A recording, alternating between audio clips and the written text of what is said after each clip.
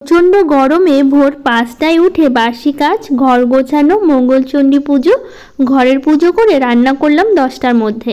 রাধে রাধে বন্ধুরা, কেমন আছো তোমরা সবাই? আশা করি ভীষণ ভালো আছো, আমরাও কিন্তু খুব ভালো আছি। আজকে হচ্ছে মঙ্গলবার, তোমাদের সাথে নিয়ে আজকের ব্লগটা শুরু করছি। সাথে থাকো, আজকের ব্লগটা তোমাদের খুব ভালো লাগবে।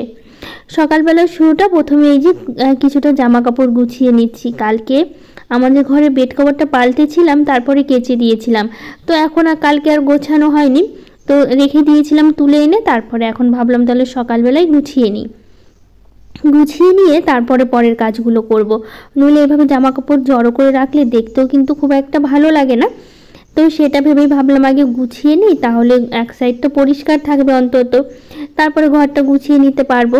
তো এইদিকে দেখো, বিছানার উপরে যেহেতু জামা কাপড়গুলো রেখে গুছিয়ে নিলাম, তো ভাবলাম একটু বিছানাটা ঝেড়ে নিয়ে যাব হচ্ছে আমাদের ঘরে।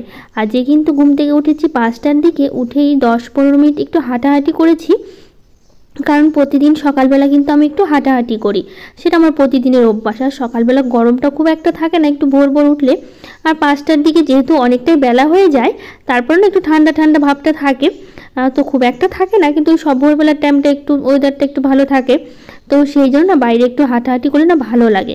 কিন্তু হাঁটাহাঁটি করার পর এত গরম শুরু হয়, মানে এত গরম লাগে তখন আর কি বলবো।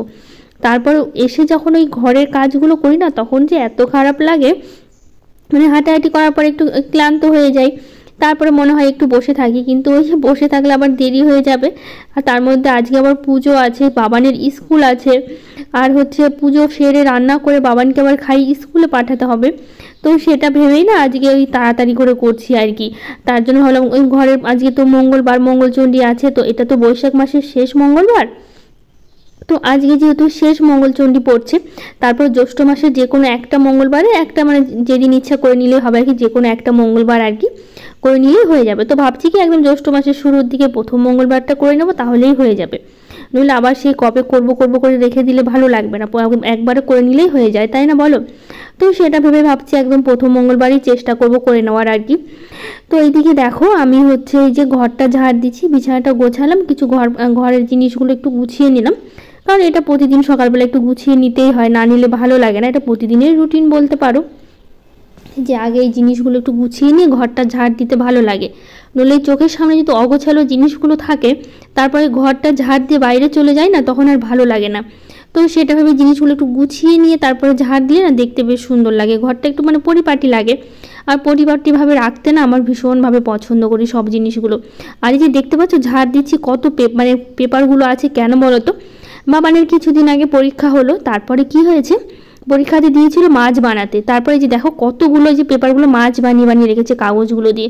তো পরীক্ষাতে ছিল মাছ বানাতে দিয়েছিল, বাড়ি থেকে করে নিতে হবে, আবার প্লাস সাথে ওখানে মানে ম্যামের সামনেও বানাতে হবে আর কি, এরকম বলেছিল। তো কী করেছে, ও তো বাড়িতে শেখানো হয়েছে, তারপরে কি করেছে, ওই শেখানো হয়েছে, এখন বাড়িতে যখনই পেজ মানে সময় পাচ্ছে বসে সেই মাছগুলো বানিয়ে ফেলে রাখছে। কতগুলো পেজ আমি ফেললাম, আমি বলছি ওকে যে পেজগুলো কেন নষ্ট করছে এভাবে, তো তুমি তো শিখেই গেছো, আর তারপরে এখন তো আর প্রয়োজন পড়ছে না, তারপরে কেন বানাতে হবে, পেজগুলো নষ্ট করছো তুমি, একটা করে বের করছো আর নষ্ট করছো, একটা করে বের করছো আর নষ্ট করছো। দেখতে পাচ্ছ কতগুলো মাছ বানিয়ে রেখেছে, 4-5টা এখানেই আছে। তো এই যে বাবানকে করে দেওয়া হয়েছে ন্যাড়া মাথা গরমের মধ্যে, কারণ একটু গরমটা প্রচণ্ড পড়েছে, আর সকালবেলা কাজ করে কি পরিমাণ যে কষ্ট লাগে সে আর বলে বোঝানো যাবে না এই কাজকর্ম করতে করতে। তো এই যে দেখো, তোমাদের সাথে গল্প করতে করতে ঘরগুলো ঝাড় দিয়েছি, তারপরে উঠানটাও ঝাড় দেওয়া হয়ে গেল। তারপর এখন এই যে তুলসী মন্দিরটা একটু মুছে নিচ্ছি। আসলে এই গাছগুলোতে জল দেওয়া হয়, আর তার মধ্যে কদিন আগে একটু ছিটেফোঁটে রাত্রেবেলা বৃষ্টি হয়েছে, মানে খুব একটা হয়নি, হালকা একদম খুব ছিটেফোঁটে বৃষ্টি হলো, তো তারপরে যেখানে একটু মোছাটা না কেমন যেন হয়ে গেছে।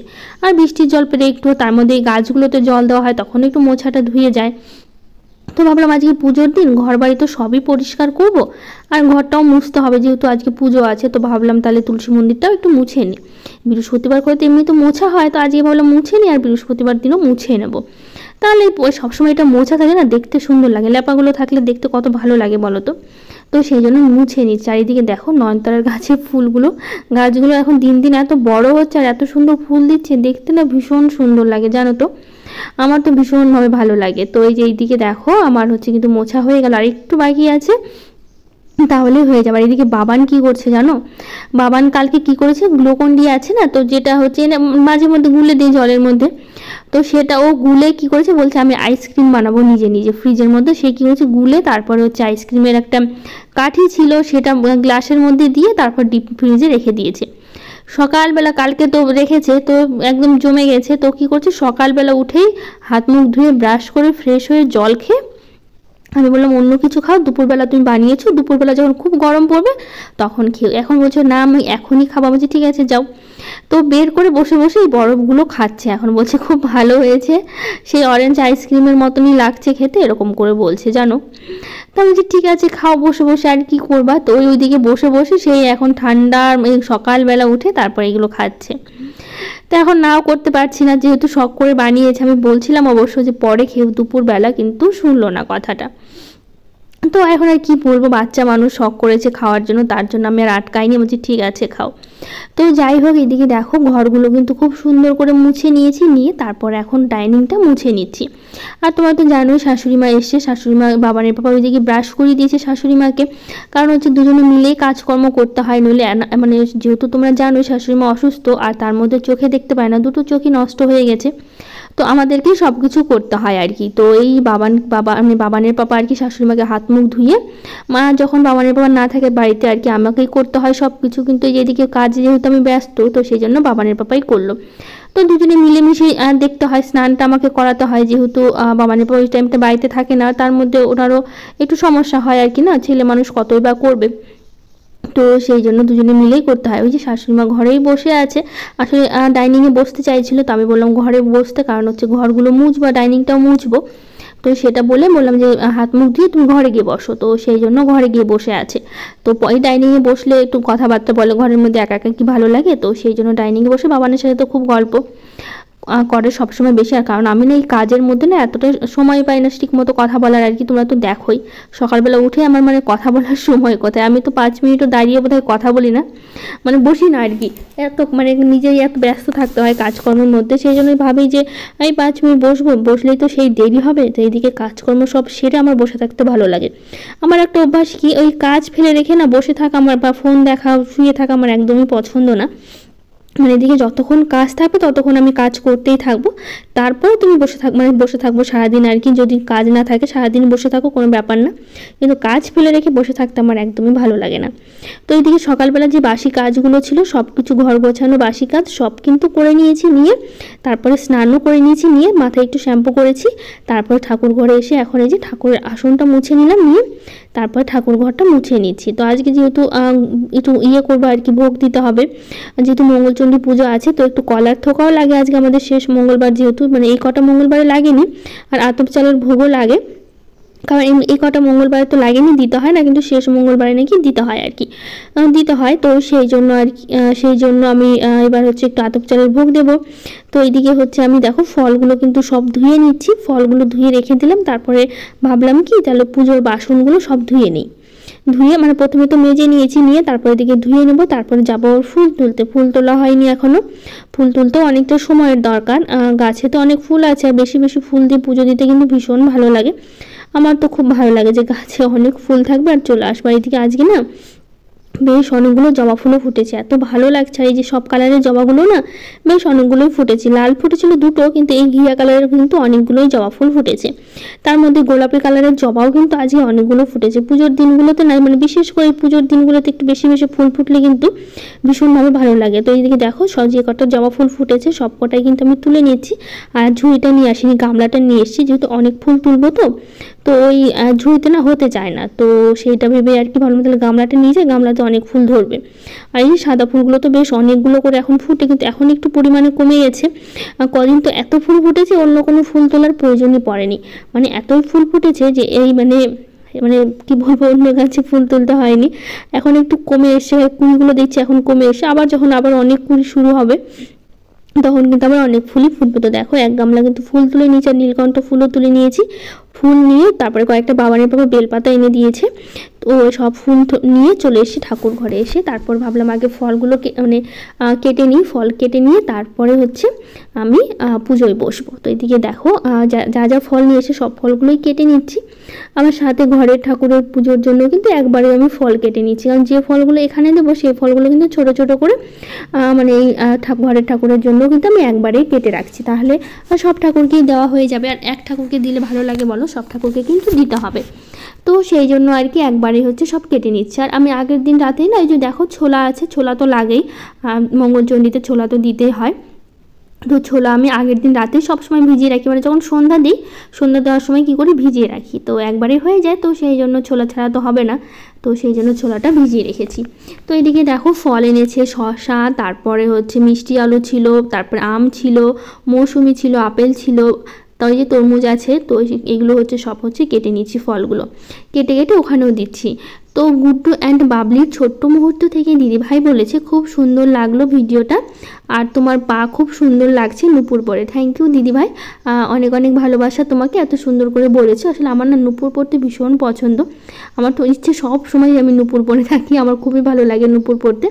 কিন্তু কি বলো তো, এই সব সময় পরা হয়ে ওঠে না, তো সেই জন্য মাঝে মধ্যে পরি, মাঝে মধ্যে আবার খুলে রাখি।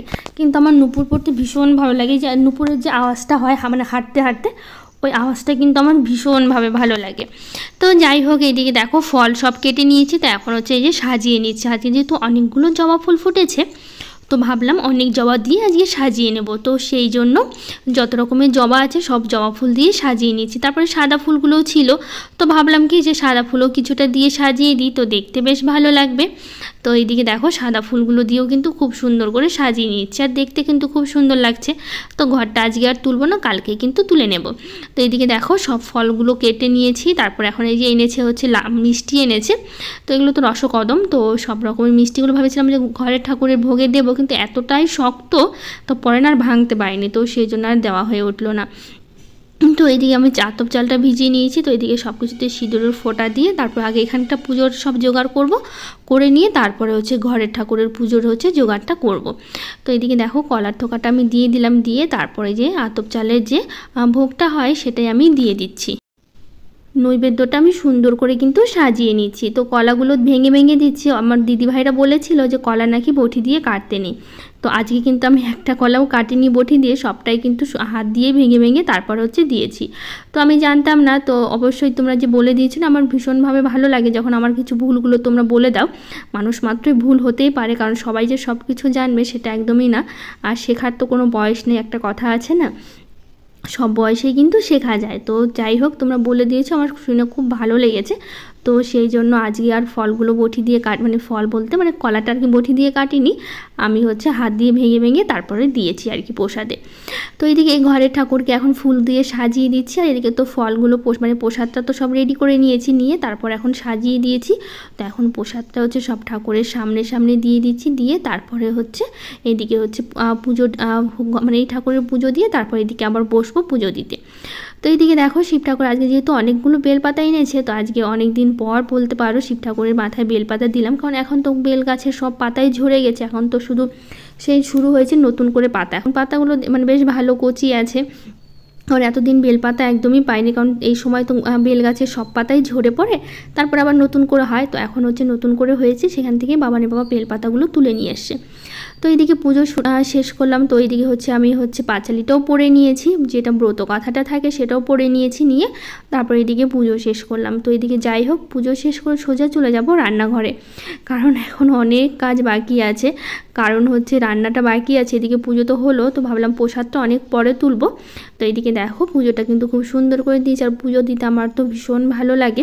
তো এইদিকে ঘরের জানলাগুলো বন্ধ করে দিয়ে চলে যাব হচ্ছে তুলসী মন্দিরে, ওখানে একটু জল দেবো, জল দিয়ে তারপরে একবারে চলে যাব রান্নাঘরে। এইদিকে দেখো চুল খোলার সময় পাইনি, ওভাবেই সিঁদুরটা পরে নিয়েছি, কারণ এতটাই তাড়াহুড়ো করে করছিলাম, তার মধ্যে আবার রান্না আছে।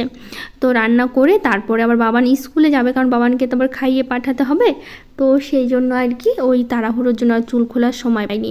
তো এইদিকে দেখো পুজোটা আমার হয়ে গেল, তারপরে চলে আসছি সোজা রান্নাঘরে। এসে আজকে রান্না করব হচ্ছে ডাল করব, একটা পটল ভাজা করব, আর একটা সব রকমের সবজি একটা ঘাটির মতো করব, মানে লাবড়ার মতো করব, আর একটু করব হচ্ছে ডালিয়ার খিচুড়ি। আজকে আর রুটি করব না, তো ভাবলাম ডালিয়া আছে তো ডালিয়ার খিচুড়ি করে নিই, ওটাই আমার হয়ে যাবে সহজভাবে, নাহলে রুটি করতে আবার সময়ের দরকার অনেকটা।